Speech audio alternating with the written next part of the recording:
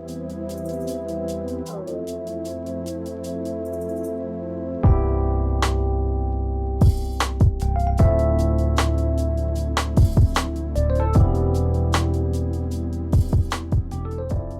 there, and welcome back to the Paragone Podcast. My name is Woo, and if you remember, I'm one of your lovely hosts. Today's episode is just going to be me, and I just wanted to say to everyone, thank you on behalf of all of us here on the Paragone Podcast, from me to Romann, and to all of our guests that we've had on our silly little podcast of ours. Thank you for all of your wonderful support. But yeah, due to the nature of the world that we live in currently, and us doing our own things, from working really long hours and to us doing our own things in terms of school, being busy with school and such,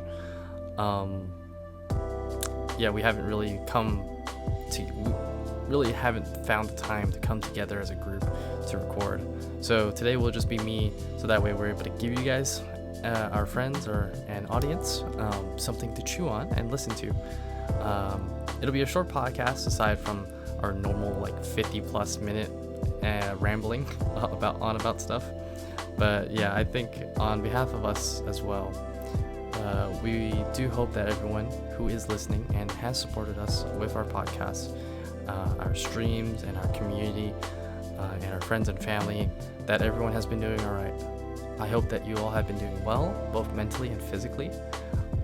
If you're an essential worker, or you still work from home, or work as a medical staff in our hospitals all around the world, guys, thank you very much.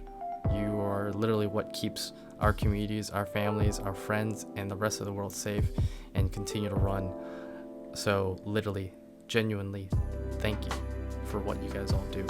And I know Romann is one of those essential workers, so he definitely deserves all the love he can get. I'm here sitting on my ass after finishing up my semester of college.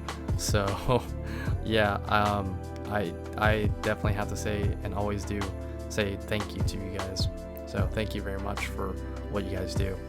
And for all of us who are not out of jobs and such, and who are struggling through all this, I just want to say, keep fighting, keep staying up to date, keep being smart, continue to have the common sense needed to make it through this as much as you guys can, and continue to please be respectful to all of those around you, regardless of ethnicity, religions, social backgrounds, or even age. Guys, we are just all humans in the bitter end. So yeah, please, we wish you guys all much love and safety. But on a lighter note, so in terms of video games, since this is what the Paragone Podcast is all about, was us talking about video games. I am excited to see what happens with the next gen of consoles. I don't know if you guys are either. I mean, that's all up to you guys. It's, all consoles and such are all subjective to our opinions. I've moved away from consoles primarily because I have PC now. So, PC is, by far it is, the console war. PCs are master race in terms of that.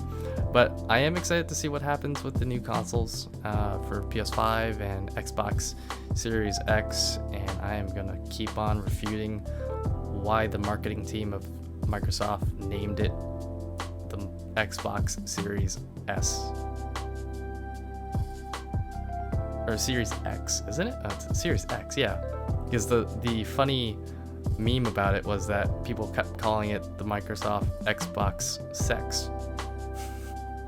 So yeah, beyond me for why they thought of that name instead. They could have gone with Project Scarlet, the Xbox Scarlet would have been pretty fucking sick of a name. Just saying. Again, that's my opinion. You could refute. I don't have anyone here to refute with me, so hey. But I mean, hey, again, I'm excited for what the new consoles have in store. Really looking forward to the PS5 because that looks pretty sick. We haven't gotten the look at the console yet, however, but the controller It looks good in terms of like a nice like upbeat sci-fi kind of look, right, to what the PlayStations usually do. I mean, it does look like to be honest, it does look like a combination between PlayStation like color design and an Xbox One controller. So I will put it on that, unfortunately. But again, I am excited for all the PS4 exclusives that might come with it. And then I think they might be doing Assassin's Creed Valhalla for the PS5. So I'm excited for the Assassin's Creed Valhalla. I've been recently playing Assassin's Creed Odyssey, and goddamn, that game is huge. So if you really need like something to sync on, like during this, all this crap and quarantine, right? You guys should definitely pick up Assassin's Creed Odyssey. It is definitely a game that you will sink your teeth into, have a lot of things to do, and not feel bored. And that's it. That's my personal opinion, but I've been doing a playthrough lately, and literally you can romance in that game. That was the first Assassin's Creed game where you can romance multiple characters within the game. And my goal has literally just been to romance every single person we can in that game, just for the sake of the meme. But definitely the game is super fun, and you get to learn a little bit about like Assassin's Creed's like version of Atlantis, which is, in terms of like mythology, and if you're an explorer type of dude, you really want to delve into the stories that the game developers really want you to experience. So definitely, again, Assassin's Creed Odyssey is definitely a game to sink your teeth into. If you don't have any games, or you're trying to look for a game or something like that to play, definitely go and check out Assassin's Creed Odyssey. And again, Valhalla Vikings next year, or I believe it might be this year, this holiday season, along with the PlayStation 5 and Xbox Series X. So yeah, hopefully we're looking forward to that. A lot of cool things will be happening with that. It's Vikings. You can't be mad or sad or anything like that about Vikings. It's Vikings. How dope is that? Another game that I'm really looking super forward to is the PS4 exclusive, Ghost of Tsushima by Sucker Punch. That game looks amazing, and it's supposed to be a samurai single player story game that takes place, I believe, in the Warring States period. So definitely, if you guys were like a fan of like Sekiro, right, or even like Neo, you're gonna really love Ghost of Tsushima. If you're gonna want a like fantastic story of like samurais and stuff like that in Japan, and I believe it's also during the time when the Mongolians, they invaded Japan as well. I think that's the main part of the story, or at least the main like external conflict that happens. But there is some gameplay of it on the internet, so go check that out. Again, it's by Sucker Punch, the same people who made Sly Cooper and I believe Infamous. So really good developers. I love the Infamous series. I love the Sly Cooper games, because they're like OG PS2 days, but definitely, yeah, go check out Ghost of Tsushima. It's gonna be a super fantastic like PS4 exclusive. PS4 exclusive, I'll always get the gripe about being like, walking simulators, like walking story simulators. But like even with that, like I love the fact of storytelling. A good story can give you a great insight to the developers themselves. Basically, like having a great story can invoke the emotions and like and your imaginations to its fullest potential. So I want this game, because it's been, I believe, in like 6-year development. I want this game to come out so freaking well, and I'm excited to play it because it's supposed to be again in June. So it's literally next month when it's gonna come out. Because I just recorded this in May, late May. So yeah, definitely definitely am super excited because again, all the PS4 exclusive from like Horizon Zero Dawn, God of War, all those games are fantastic storytelling games. So again, looking forward to what they're gonna do with Ghost of Tsushima, and you guys should too as well. By the way, another amazing freaking game right now that I've been playing a lot lately, up again, is, to be honest, Star Wars Battlefront 2. So, if you guys don't know anything about Star Wars Battlefront 2, it started off really bad. It was literally pay to win because they used this card system that essentially, if you paid extra money to get these like little card packs, you could get like really cool upgraded versions of the card packs, right? So essentially there's like on a card there's like 4 levels on the card. The highest level, if you get 4 up to level 4 on that card, boom, easy. You would be, you'll throw a nade or something like that and it will explode with a higher damage, maybe a higher blast radius and whatnot. Don't quote me on that, I might not know. That might not have been the case, but aside from that, Star Wars Battlefront 2 aesthetically was amazing. It looked great, the character models were great, the gun models were great, the environment, the maps and everything were great, amazing. But it really tanked and everyone didn't like that. And so like the developers, EA, they were like, okay, we're just gonna give you guys free content, free updates, until we're done, like until we feel we're done. And recently, I believe 2 or so weeks ago, they finished. They officially said this is our last update for Star Wars Battlefront 2 of 2020, and boom, that's it. That was it. They made the game so much more better. It is much more playable. It feels good. The card system is a little bit more balanced now. You're not buying things anymore. You can't buy anything. If you want to buy like cosmetics for say like like Rey with her like yellow lightsaber. Oh, spoiler alert. Mobby. The movie's out already, guys. It's been out for like a whole year. The ship sank, okay? But if you want like a certain costume, right? Or like how like the clones all have like their own like aesthetic, right? They have like the 501st Legion, right, with the blue and everything from Anakin Skywalker's clone unit, or Commander Neo's unit of the 91st Recon Corps, or even Obi-Wan's unit with Commander Cody and all them, or even Captain Wolf or Commander Wolf with his Wolfpack clone arm unit, like aesthetic design, right, from the Clone Wars series.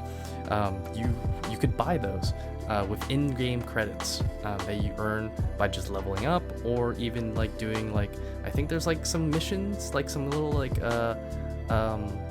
kind of like how Call of Duty does it, like you do a certain thing, right, and you'll get like a reward for it, right? So like you get a certain amount of kills, you get this, right? So like one of the cooler snipers that you can get as a specialist in the game, you basically have to get 400 kills as a specialist. So until you get 400 kills as a specialist, you won't get the gun, but when you do, you'll get the gun, essentially. So unlocking stuff like that, and that in itself made the game so much more playable, so much more fun, because you didn't have to buy it, you didn't have to pay for it, or for extra cards and stuff like that, card packs, in order to obtain said weapon, right? So and ever since then, since the update, they've given us more game modes. They brought back Conquest, or Supremacy Conquest, which is essentially kind of like domination in a sense, right? You control, there's 5 points on the map normally, right? And then you have to control all 5 points, or at least 3 out of 2 or 3 out of the 5, right? In order to gain percentage while killing the enemy team, right? And then so say like if you're like the clones or something like that against the droids, if the clones were winning that supremacy, controlling all the points and killing, you get to 100%. Once you get to 100%, you'll go flying into the enemy ship, into the droid ship, into the Trade Federation ship, and then from there you would have to do a series of points. So you'll have to storm the bridge essentially, or something like that, right, to get to the core of the ship. And when you get to the core of the ship, you gotta blow it up, right? You gotta shoot it, you gotta do whatever you can to damage it in order to destroy the ship and win. And if you don't, you'll just get kicked back. Everyone will get kicked back onto the planet, right? And then you'll have to do the supremacy thing again, all over again, right? So it's just a continuous fight until, one side loses, one side doesn't, And so they brought that back, and they added some more Galactic Assault maps as well. So that's super fun. Kashyyyk, again, one of the cooler maps to play on, or even Starkiller Base and all that, or even the original Death Star. Again, in my opinion, Galactic Assault is one of the best game modes on there. But as for Star Wars Battlefront 2, how we wanted it. We wanted it to be good and everything. They definitely delivered it with all these free updates that they gave us. They even brought BB-8, the BB-8 and that other that other First Order BB unit that you see in the movies. You can play as them, as those two, and they really suck to shoot, but they're really fun to play as. And yeah, no, so like things like that, just doing small incremental stuff like that over and over here and there, they really improved the game to, I believe, is one of the best games out there currently, right, to play. If you're a multiplayer kind of player or something like that, definitely pick up Battlefront 2 again. It's super good, and it's actually playable again, or playable in a sense like we have content now, and another thing too is that what was it even? It was on the back of my head. It was, I'm gonna fast forward here with the editing. Oh, I finally remembered. The one thing I don't like of the game is the fact that they make you, or they allow you to play heroes, right, from other eras. So so for instance, I'm talking about like if we're in the Clone Wars, right? If we're fighting, if you're the clones and the droids and everything again, right? You could have Rey and play her during the Clone Wars, which error, in terms of like the era, that doesn't make any sense, right? Rey wasn't born, that's like what fucking, I want to say like maybe 100, or not 100, sorry, that's way too long. Actually, yeah, that's like 100 years, or almost, or like maybe even 50 years, or plus, before Rey even comes into existence with the whole, the last trilogy and everything. And and it's the same with, like, you can play as Luke Skywalker during the Clone Wars, so you can play on Kashyyyk during the invasion of Kashyyyk as Luke. Like what? That makes sense. Darth Vader. You could have him doing, Darth Vader could be in the Age of Resistance, that kind of thing. And it doesn't make any sense. And that is the one thing that, like, I just have a big gripe about, because, as a Star Wars fan, it doesn't make any sense. it should, Rey should stay where she is. Luke should, Luke is okay because, him and the rebellion and the resistance era is okay, in that kind of sense, right? But like, like Obi-Wan and all of them, or even like Darth Maul should stay in the Clone Wars era. But I mean, technical wise, from Darth Maul technically still did exist during the rebellion from the Star Wars Rebels and Star Wars Clone Wars. But I mean, besides the point, movie wise, it should stay where they are. There's my 2 cents on Star Wars Battlefront 2. I hope you enjoyed my little ramble there. But what else? What other games? There is gonna be this is just another one of my things. I used to play a lot of Roller Coaster Tycoon. Right? So I played Roller Coaster Tycoon 2, Roller Coaster Tycoon 3, right? I loved all of those. And Frontier Developments, the game developers behind Roller Coaster Tycoon, they created a game in 2015 called Planet Coaster. Since then, it didn't really get a lot of good reviews in 2015. So since then, it's 2020 now. 5 years afterwards, it is so much better and it is so good. You can literally do anything that, like, I would assume normally, like how game developers and like map level designers, they do it. It's basically like you can hit a button to essentially like raise and lower everything in terms of like the X, Y, and Z axis, right? And you can basically put like a bush, right, or a rock into the ground level, right, or whatever your environment, and you can create so many things, so many amazing looking things. And I do definitely go check it out. Go check out Planet Coaster, because they are also going to be, this is the cool thing, it's usually a PC game, right? So Roller Coaster Tycoon and all those other tycoon games have always been a PC experience.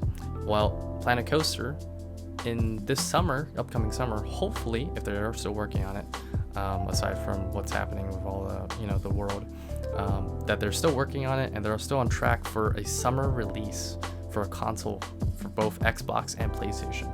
So hopefully you guys on console will get the chance to play Planet Coaster, because I know a lot of you don't have access to PCs, because sometimes PCs can be a little bit more expensive aside from consoles. So yeah, definitely look forward to that if you were a fan of the Roller Coaster Tycoon games. I mean, I know, like, for one, they have Jurassic Park Evolution. That's made also by Frontier Developments. So definitely, I think they can definitely pull it off for a console version for Planet Coaster. And I think they might, I don't know about Planet Zoo though. Planet Zoo is basically like Zoo Tycoon, name Planet Zoo, same thing, right? I think they might also be working on something like that for console. I'm not 100% sure. I've heard rumors. That's all I've heard about Planet Zoo. But for Planet Zoo on the PC, everyone's been loving it. But yeah, aside from that, from the games I've been playing like that, Valorant, everyone's been playing Valorant. It's basically CSGO mixed with Overwatch, as everyone says it. But we all have been having fun with that lately. Romann, I believe, just hit gold in the rank for Valorant. I just did my placements the other day, and I got, I started bronze. Yeah, bronze 1. Yeah, I got bronze 1, placed as bronze 1, and then from there I worked my way up to bronze 3. So steadily working. It's kind of cool, but the game is pretty fun, and I like the tactical feel of it. I never played CSGO in my life, I did. I played it, and I didn't really like it at the time because I was so used to like Call of Duty, where you can like aim down the sight and everything, right? It felt more first-person-ish shooter, right? I could move and I could and I could accurately shoot. Aside from like in CSGO or Valorant, in order to like shoot right accurately, you have to kind of like stop and then shoot, right? And then so that way the bullet, because there's like a movement thing in the game where like if you move, your accuracy is decreased, right, as you move. So I'm still getting used to that. I'm still not so I'm still trying to learn like the patterns and everything for the guns. But so far so good. The game is really fun, and I believe it's going to be releasing officially publicly on June 2nd. Don't quote me on that, but I believe, yes, June 2nd is when the game's going to be officially out. Right now it's still in like its closed open-ish beta. If you were fortunate enough to get the Valorant drop codes during Twitch streams. But yeah, definitely is a fun game. So when you guys get the chance, definitely you'll be able to play that. Aside from that, let's see, what else is new? Well, I think you've heard enough of me rambling. I could say things here left and right. But I think that's gonna be it for today's podcast. It's a really short episode. I just wanted to give you guys a little update on, or a little thing to chew on. I didn't want you guys to feel like we totally left this podcast to rot or anything like that. We were literally all just really busy. We were doing our own stuff. We have streams and everything that we still need to keep up with. And again, like Roman works a lot, or I had a lot of school to deal with. And so did our other guests and everything too. And everyone's going through such a crazy thing right now. So again, I do hope that everyone, you guys keep safe, continue to be smart, have the common sense and everything, and please, again, be super respectful to everybody around you, regardless, again, of ethnicity, religions, backgrounds, or age. We're all humans, okay? And again, remember, opinions are opinions. Like what Roman says, they're dirty and they stink. And you know what? But at the end of the day, they're opinions. But yeah, please have a good one, guys. Have a good morning, good afternoon, good evening, and yeah, have a good one.